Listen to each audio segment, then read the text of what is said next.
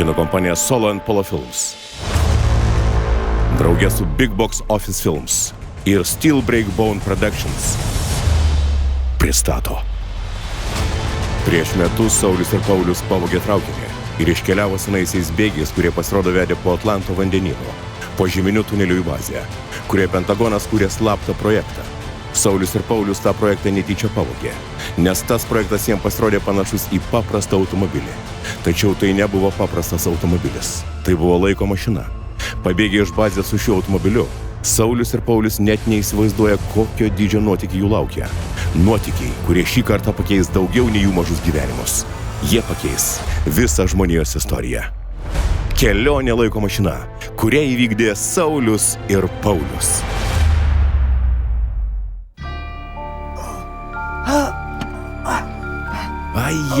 Ai. Paul! Ei, Pauliau. Paul! Pauliau. Paul! Atrodai prastokai. Problem! Ir kam reikėjo vogti tą automobilį? Prisidirbai pačioj nuotykių pradžioj. Saul. Tai yra pabaiga. Paskaityk. Man labai gaila, draugė.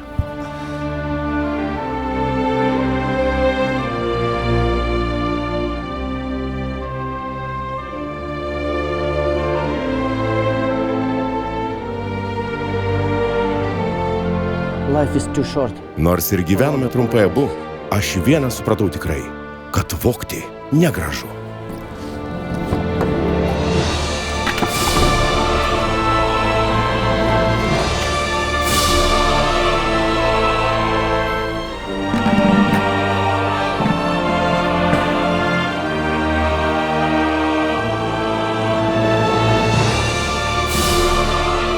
Kai iš kino kūrėjų vagiai filmų herojai miršta per anksti.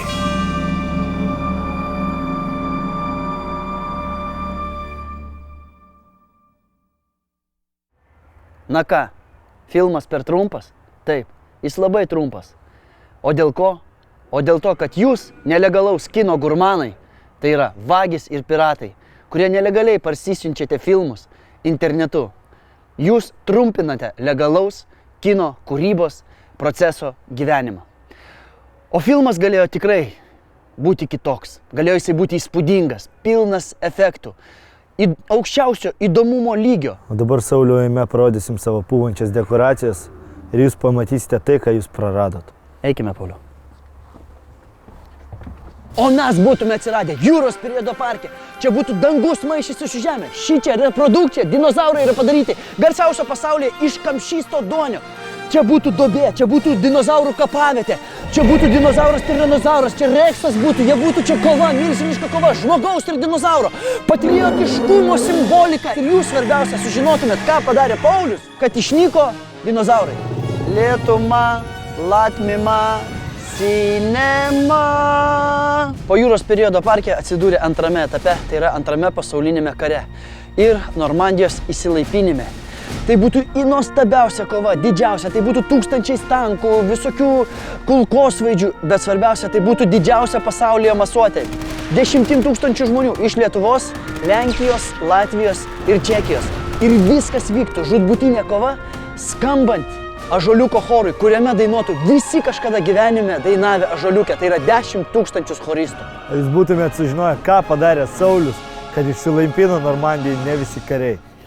Po antro pasaulinio karo mes keltumėmės atgal į viduramžius, kur sužinotume apie Gediminą, apie geležinį vilką ir apie Gedimino sapną. Ir būtume mes dar parodę Mindaugo karūnavimo šventę, kurioje būtų susirinkę tūkstančiais grafų, tūkstančiais bajorų, lenkbajorių, būtų didžiausia puota, 500 šernų iškepta, būtų 500 elnių ant geriausių auksinių iešmų. Ir aišku, mes būtume parodę tikrą Mindaugo karūną, nes mes radom žmogų, kuris ją turi ir sutiko mums ją parduoti. Mes būtume su laiko mašina atsiradę prieš istoriniais Romos laikais, kur būtume pastatę už tos pinigus tokį objektą, kuriame būtų ir teatras, hipodromas, ir koliziejus gladiatorinė. Na, o mūsų išmanieji žodžio ekvilibristai, scenaristai Kalėda ir Velyka buvo parašę tokią sceną. Pauliau, papasakok. Kaip mes, tai yra Saulius ir Paulius, išgelbėjome Maksimą gladiatorių nuo piktojo imperatorius Aurelijaus. Taip, jeigu jūs nebūtumėt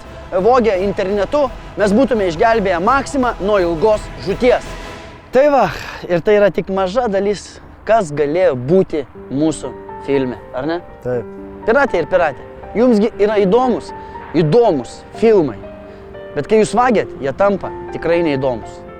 Būtume filmavę visi filme, o dabar turėsim haltūrinti teatre.